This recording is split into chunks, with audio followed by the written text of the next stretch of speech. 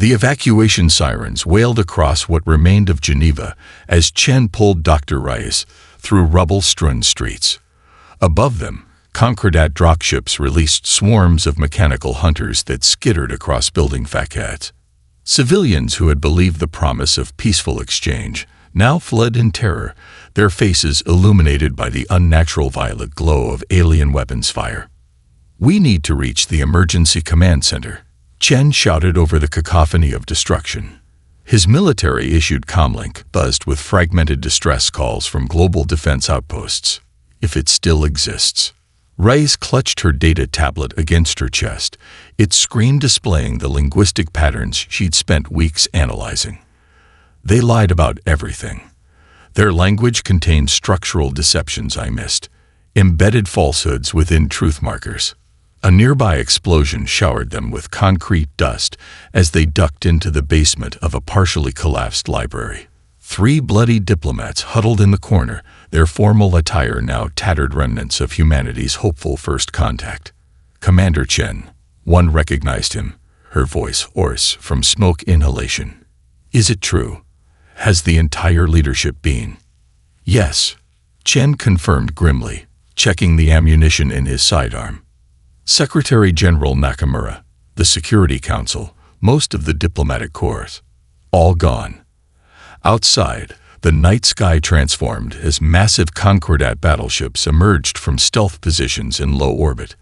Their hulls reflected moonlight, revealing biomechanical designs that seemed to pulse with internal energy. Strategic strikes targeted Earth's major defense installations with surgical precision, confirming Chen's worst fears. The aliens had been analyzing Earth's weaknesses for months while pretending to negotiate. Reyes connected her tablet to the library's emergency terminal, bypassing security protocols with her diplomatic credentials. "I'm accessing whatever satellite feeds remain. We need to understand the scale of this." A holographic display flickered to life, showing simultaneous attacks across 6 continents: London, Beijing, Moscow, Cairo, Sydney, all reporting massive casualties as Concordat forces established landing zones in population centers. The Mars colony transmitted desperate messages before going silent as alien ships surrounded the red planet. "This isn't an invasion," Chen realized, watching the methodical pattern of attacks. "It's an extermination." A young woman stumbled into their makeshift shelter, dragging a military communications array salvaged from a downed defense vehicle. Despite her civilian clothes, she moved with military efficiency. "Lieutenant Samara Hayes, European Defense Force Intelligence." She introduced herself, already working to connect the device. "I was undercover at the diplomatic reception when the attack began." "What's the chain of command?" Chen asked. Hayes' expression was grim. "We're it. As far as I can tell, Concordat forces targeted our leadership with precision. Someone needs to coordinate what's left of our defenses." Dr. Reyes looked up from her analysis. "I've identified a pattern in their communications. They're establishing harvesting zones, separating regions for resource extraction from areas marked for complete destruction." Chen felt the weight of command settling on his shoulders as he surveyed the small group of survivors. Somewhere outside, a child cried in the distance, the sound piercing through the chaos of humanity's darkest hour. "Then we start here," he decided, unfolding a paper map of the region. Something the aliens couldn't track electronically. "Hayes, what remains of our nearby forces?" "Reyes, keep working on their communications. If we understand their language, we might find their weaknesses."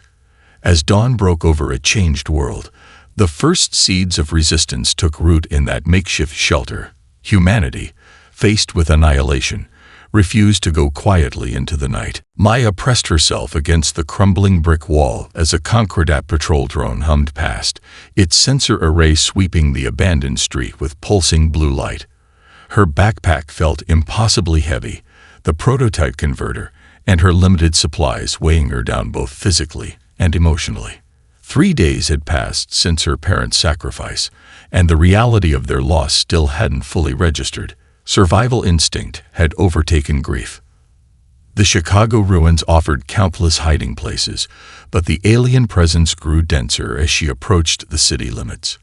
Massive harvester machines towered over downtown, methodically dismantling skyscrapers for raw materials.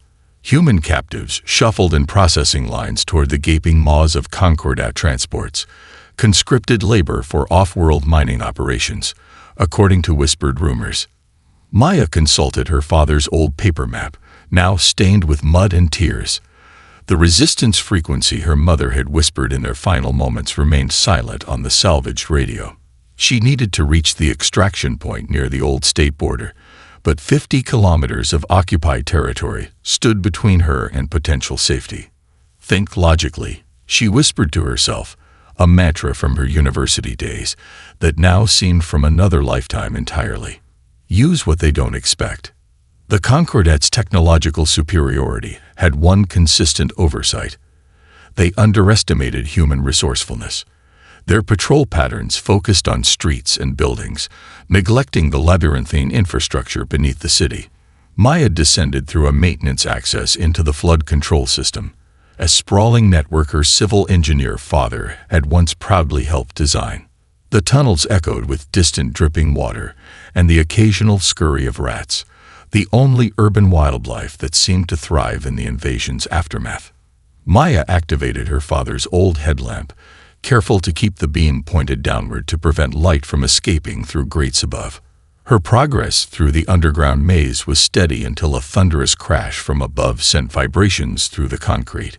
Dust and debris showered down as the tunnel behind her collapsed, another building demolished by harvester machines. The path back was blocked. "Forward it is," she muttered, checking her oxygen meter. The air quality declined as she ventured deeper into sections that hadn't seen maintenance since the invasion began. After hours of careful navigation, Maya emerged into a larger junction chamber where the sickly sweet scent of alien biochemicals tainted the air. Her heart froze at the sight before her. The Concordat had converted this underground space into some kind of processing facility. Translucent tubes carried luminescent fluids through a forest of unfamiliar machinery. No guards were visible. The aliens clearly hadn't expected human intrusion this deep in their territory. Maya's scientific curiosity momentarily overcame her fear as she approached a workstation. The alien interface glowed with symbols similar to those she'd studied on the power cells. Subterranean water purification, she realized, recognizing certain patterns. They're altering our groundwater. Careful not to disturb anything, Maya extracted her tablet and captured images of the alien technical schematics. If she could reach the resistance, this discovery might explain the mysterious illnesses reported in occupied territories. A sudden shift in the machinery's humming forced her back into the shadows. A door she hadn't noticed before dilated open, revealing the silhouette of a Concordat engineer, the first living alien she'd seen up close. 7 limbs moved with unsettling precision as it adjusted controls on the central console. Maya held her breath, pressing deeper into the darkness. The path to freedom had just become infinitely more complicated. The cavern beneath the Rocky Mountains hummed with activity as Operation Fracture moved from planning to implementation. Kolnar, the blue-skinned Netheri engineer, hovered over a holographic display where fractured Concordat communication lines appeared as glowing filaments. His 4-fingered hands moved with surprising grace for their size, adjusting parameters as Dr. Rice observed. The Vraxian command structure relies on absolute obedience, Kolnar explained, his translated voice carrying a metallic undertone through the modified Concordat speaker. But beneath that facade, the seeds of rebellion have always existed among my people. Chen watched from the strategy table, his expression guarded despite months of working with their alien ally. Trust came slowly after seeing Earth's cities reduced to harvesting zones. And these dormant communication channels will reach sympathetic Netheri on how many worlds?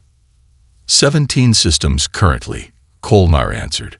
Though the network grows as more engineers recognize the Vraxian Empire for what it truly is, a parasite feeding on conquered worlds until nothing remains. Maya entered the command center, her modified neural interface circling her temple like a silver crown. At 18, she carried herself with the gravity of someone far older, the weight of her contributions to the resistance evident in her determined gaze. The integration tests are complete. We can broadcast through their network without detection for approximately 22 minutes before their security protocols adapt. A silence fell over the room as the implications set in. 22 minutes to ignite rebellion across 17 star systems. 22 minutes to transform the Concordat from within. What message do we send? Chen asked, turning to the gathered War Council, a mix of military leaders, scientists, and civilian representatives from surviving population centers. Dr. Reyes stepped forward, the sonic weapon prototype holstered at her hip, a far cry from the academic she'd been a year ago. We send them Earth. At her gesture, technicians activated a central display showing footage compiled from resistance cells worldwide. Humans fighting alongside escaped Netheri engineers, improvised weapons disabling seemingly invincible Concordat harvesters, children in underground schools learning both Earth languages and Netheri technical symbols. We show them adaptation is possible, Rice continued. The Vraxians maintain control by convincing the other species that resistance is biologically impossible, that their neural implants prevent even the concept of rebellion. We prove otherwise. Maya nodded, her fingers already dancing across her interface controls. I can encode the transmission with fragments of my reverse-engineered neural bypass. It won't just be a message. It'll be a virus of free thought. Chen studied the battle maps one final time, noting the positions of Concordat strongholds across what had once been North America. Timing is crucial. When we light this fuse, the Vraxians will realize what's happening. Their retaliation will be immediate. From the shadows of the command center stepped a figure few had seen before. Commander Hayes, her face scarred from a close encounter with Concordat incendiary weapons. Her infiltration teams had penetrated deeper into enemy territory than any others. My operatives are in position at 3 primary Concordat communication hubs, she reported. When the Vraxians attempt to shut down the transmission, we'll ensure it remains active for the full 22 minutes. Chen nodded, feeling the weight of the moment. A year of desperate survival had led to this opportunity, not just to resist, but to change the fundamental nature of the conflict. Begin the countdown, he ordered. Operation Fracture commences in 60 minutes. The infiltration team's submersible craft sliced through dark Pacific waters. Its hybrid engines, Maya's adaptation of Concordat technology, emitting only the faintest electromagnetic signature. Inside the cramped command module, Chen studied holographic schematics of the floating terraforming platform, its massive structure disguised as an abandoned oil rig above the waterline, but extending nearly a kilometer below the surface. Their security grid has 3 overlapping detection layers, Kifil explained, his elongated fingers tracing patterns through the hologram. The Netheri engineer's breathing apparatus hissed softly with each exhalation. But they never anticipated an approach from directly beneath. Maya made final adjustments to her neural interface. Unlike earlier prototypes, this version featured Netheri components that would allow her to communicate directly with the facility's systems. The atmospheric processors draw water for molecular conversion. If we can access the intake valves on level 7, we can bypass their external security entirely. Chen nodded, his eyes reflecting the blue glow of the tactical display. Resistance teams worldwide are synchronized for coordinated strikes the moment the virus deploys. We'll only get one shot at this. The submersible slowed as they approached the massive underwater structure. Through the viewport, they could see the true scale of the Concordat's operation, a technological monstrosity of pipes and processing chambers that pulsed with sickly green light. What had once been clear ocean water now carried suspended particles that glimmered unnaturally. They're converting oceanic microorganisms, Cathell observed, his voice tinged with disgust. The first stage in making your planet uninhabitable for humans while perfect for Vraxian physiology. The team suited up in silence, each member checking specialized equipment. Their diving gear incorporated salvaged Concordat materials that would help mask their biological signatures. Chen's second-in-command, Rodriguez, distributed sonic disruptors calibrated to the specific frequencies Dr. Rice had identified. Remember, Chen addressed the strike team. This isn't just about destroying the facility. The virus needs to reach their central network. Everything else is secondary. Maya activated her neural shield, another innovation born from desperate necessity.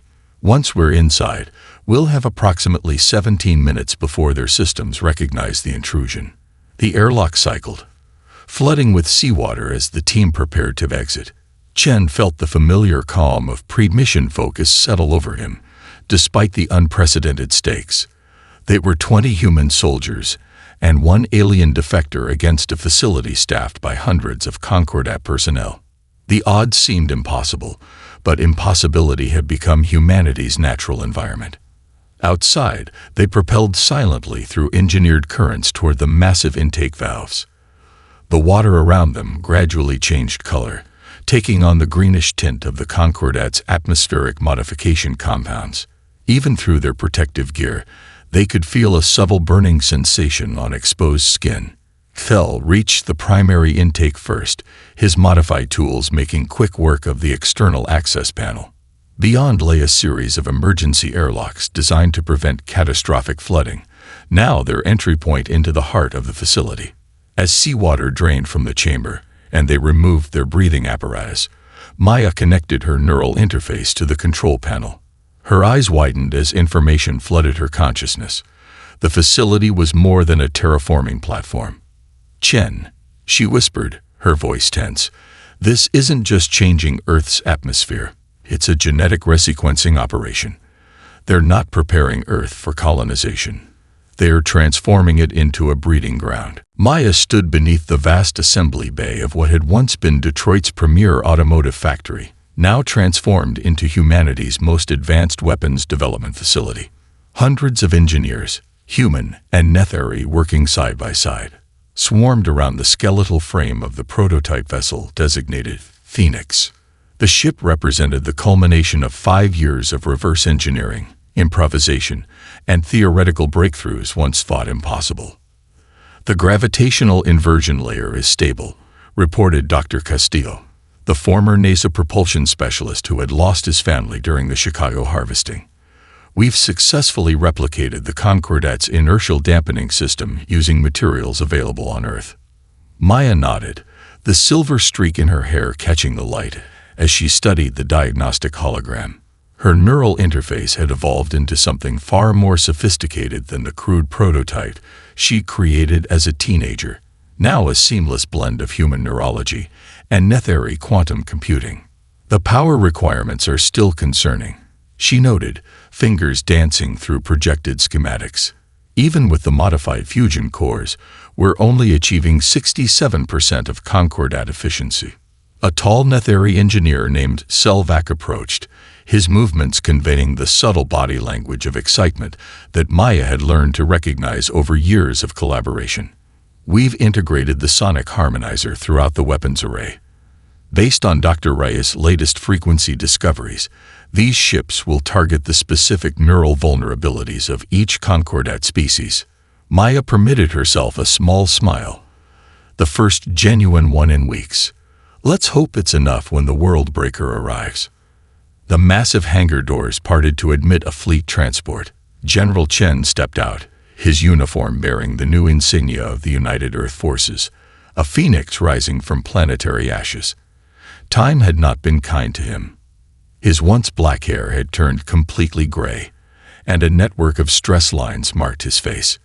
Yet his eyes retained the same determination that had kept humanity fighting through the darkest days. "The orbital detection grid just confirmed it," Chen announced without preamble. "The World Breaker has entered the solar system. Current trajectory puts it 10 days from Earth." The assembly floor fell silent as the news spread. The World Breaker was no mere weapon. It was a planetary extinction device, developed by the Vraxians to eliminate civilizations too troublesome to conquer conventionally. "How many ships do we have ready?" Chen asked, surveying the production line where dozens of vessels in various stages of completion stretched into the distance. 23 fully operational, another 17 at 90% functionality, Maya reported. Not enough for a conventional defense. Chen's expression hardened. Then we don't fight conventionally. Show me the latest on Operation Spearhead. Maya led him to a secured section of the facility where a specialized vessel stood apart from the others. Unlike the defensive ships, this craft was streamlined for a single purpose, delivering a strike team directly to the Worldbreaker's core. The stealth systems have been tested against captured Concordat sensors, Maya explained as they walked around the ship. As long as they maintain passive scanning protocols, we should remain invisible until we're inside their defensive perimeter. Chen placed a hand on the hull, feeling the subtle vibration of the systems within. And you're certain you can navigate their internal security once aboard. Maya touched her neural interface. The Netheri defectors provided complete schematics. Between my interface capabilities and Cathel's insider knowledge, we have a 73% chance of reaching the central reactor. In our experience, that's practically a guarantee, Chen said with grim humor. Prepare your team. We launch in 48 hours. Maya regained consciousness to the sound of emergency systems blaring throughout the perihelion. The artificial gravity fluctuated as she pulled herself from the command chair, struggling to orient amid the chaos. The bridge viewports revealed an unfamiliar starscape. Brilliant nebulae in shades of violet and emerald stretching across the darkness, where Earth's solar system should have been. Damage report, she croaked, throat raw from smoke inhalation. The ship's neural interface responded sluggishly, indicating multiple system failures. Lieutenant Devi Kumar, the navigation specialist, struggled to her station with a makeshift splint on her arm. Engines at 28% capacity. Hull integrity holding but compromised in sections 3 and 7. Communications array completely destroyed. Survivors? Maya asked, dreading the answer. 17 vessels reporting in through short-range quantum entanglement channels, Devi replied, relief evident in her voice. Approximately 700 personnel total. No contact with Earth. Maya closed her eyes, allowing herself one moment of grief for General Chen, and the others lost in the desperate battle. The Worldbreaker's destruction had created something unprecedented, a wormhole that had swallowed their remaining fleet before collapsing. They had saved Earth, but at the cost of being stranded in unknown space. What about Concordat presence? She asked, forcing herself back to immediate concerns. The tactical officer, a former Australian Special Forces soldier named Jackson, studied the sensor readings with a frown. 3 enemy vessels caught in the wormhole with us. 2 destroyed in transit. 1 damaged but operational, maintaining distance approximately 2 light minutes from our position. Maya accessed the ship's astronomical database through her neural interface, searching for any recognizable star patterns. We need to establish our location before. The sensor alert cut her off as the system detected a massive energy signature from a nearby star system. Concordat communication array, Jackson confirmed. Capital ship class, but the configuration is different from anything we've encountered before. Maya studied the holographic projection. That's because we're seeing their home technology, not the expedition variants they deployed to Earth. This could be deep in Concordat territory. The realization settled heavily on the bridge crew. They were damaged, outnumbered, and impossibly far from home. Captain, Devi called, her voice tight with urgency. I'm detecting non-Concordat transmissions from the 3rd planet in that system.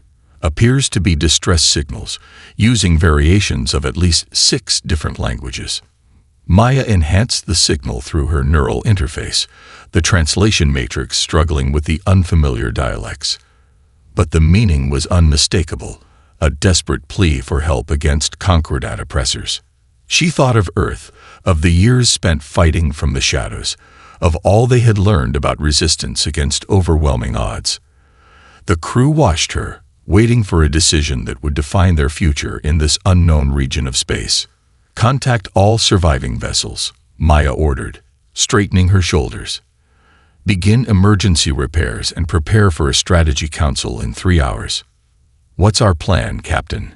Jackson asked. Maya studied the distress signal source, thinking of how humanity had survived only by forming unexpected alliances. "We're going to answer that call.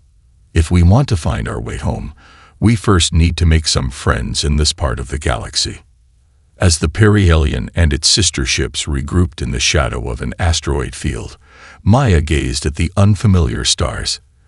They had come to space to save Earth. Now they would bring Earth's hard-won lessons of resistance to worlds they never knew existed. Dr. Reyes stood on the observation platform of the Bifrost Array, her silver hair styled in a practical braid that had become her signature look among the younger generation who knew her only as Earth's most prominent leader. Beyond the transparent dome, thousands of ships from dozens of worlds moved in choreographed formations, their diverse designs reflecting the unique technological approaches of each allied species. Commander Hayes approached, walking with the slight limp that remained from her final infiltration mission years ago.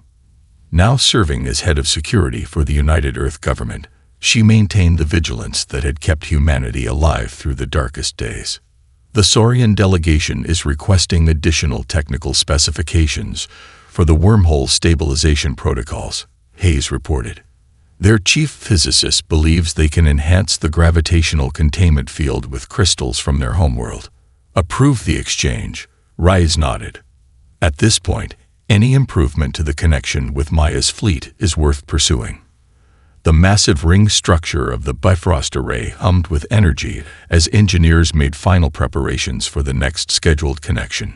Creating a stable artificial wormhole had been theoretical science before the war.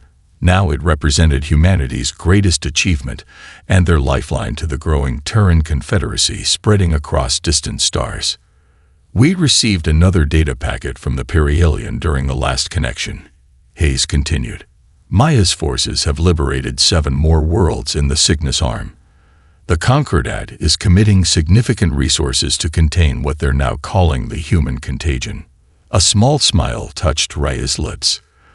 They never understood that freedom isn't a disease, it's the natural state that they've been suppressing. The observation platform trembled slightly as the Bifrost Array powered up, the massive ring beginning to rotate as energy built within its superconductive coils. The air within the circle shimmered and then tore open, revealing the swirling tunnel of the artificial wormhole. Unlike the violent, uncontrolled rift created by the Worldbreaker's destruction, this passage was stable, carefully engineered by the combined scientific knowledge of Earth and its allies. Through the glowing aperture came the Horizon's dawn, Maya's new flagship, its sleek hull bearing the scars of recent battles. As it docked with the station, Reyes felt a tightness in her chest that had nothing to do with age or health. For all her accomplishments and position, part of her remained the xenolinguist who had watched humanity's first contact turn to catastrophe, who had carried the weight of each desperate resistance strategy. The airlock cycled, and Maya emerged, now 28 but carrying herself with the gravitas of a much older leader. Behind her walked representatives from species Earth had never encountered before the war, the reptilian saurians with their iridescent scales, crystalline Lumerians whose bodies refracted light in dazzling patterns, and several others, each unique yet united under the banner Maya had created. Their eyes met across the chamber, and for a moment, the weight of leadership fell away from both women. They embraced as family rather than as architects of a galactic alliance. "Welcome home," Reyes whispered. "For 3 days only," Maya replied with a half-smile that had become characteristic. The Concordat doesn't give vacation time to revolution leaders. Around them, human and alien delegates began the formal greetings that would precede the War Council. The intelligence Maya had secured from the Vraxian data hub would change everything. The coordinates of the Imperial homeworld, and most crucially, the secret of how one species had managed to control a galactic empire for centuries. The corridors of the Vraxian Imperial Citadel seemed to shift and pulse with biological technology as Maya led her infiltration team deeper into the heart of their enemy's power. 7 diverse warriors fought alongside her. The crystalline Lumerian lightbender Karil, the reptilian Saurian demolitions expert Thrak, a Netheri hacker named Velsor, and 4 human specialists representing Earth's finest. The neural interference is getting stronger, Velsor warned, his throat membranes fluttering with stress. The Emperor's psychic nexus affects even my shielded implants. Maya nodded, feeling the pressure against her own mental defenses. Her neural interface, now a sophisticated blend of technologies from a dozen worlds, flickered with warning signals as they approached the central chamber. 3 of their team had already fallen to the insidious psychic assault that permeated the Citadel, their minds overcome by artificial loyalty to a master they had never served. "Humans, take point," she ordered, knowing their natural resistance gave them the best chance against what lay ahead. "Remember your training. Focus on the mental anchors Dr. Rice developed." Lieutenant Shaw, the team's combat specialist, raised her sonic disruptor. "I don't need special resistance when I have this." "Save it," Maya cautioned. "Standard weapons won't work against the Emperor's personal guards." The massive doors to the Imperial Sanctum loomed before them, the living metal surface inscribed with the conquest history of 1,000 worlds. Maya placed her palm against the scanner, deploying the genetic countermeasures developed from samples provided by Netheri defectors. The doors recognized her as Vraxian nobility and parted with an organic whisper. The chamber beyond defied conventional architecture, a vast spherical space where gravity shifted according to incomprehensible patterns. At its center hovered Emperor Vexcor, his iridescent scales reflecting the light from thousands of monitoring stations that displayed real-time feeds from subjugated worlds. Behind him pulsed the psychic nexus, a swirling vortex of energy that connected his consciousness to every implanted being in Concordat space. "I have been expecting you, human." The Emperor's voice resonated directly in their minds, bypassing conventional sound.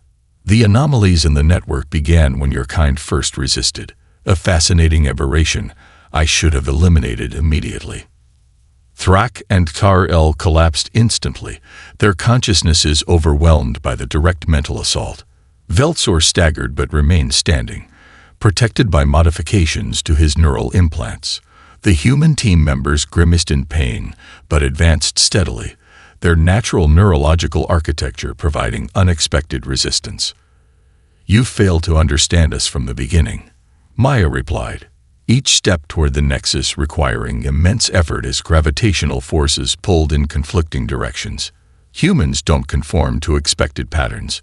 We adapt." The Emperor's upper limbs manipulated holographic controls, intensifying the nexus's output.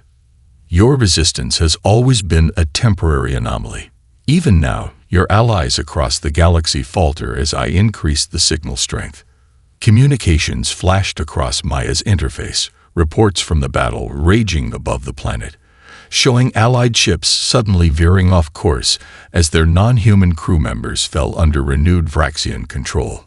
Maya reached the final platform, just meters from the Nexus itself. Lieutenant Shaw and Velsor flanked her, the last of her team still standing.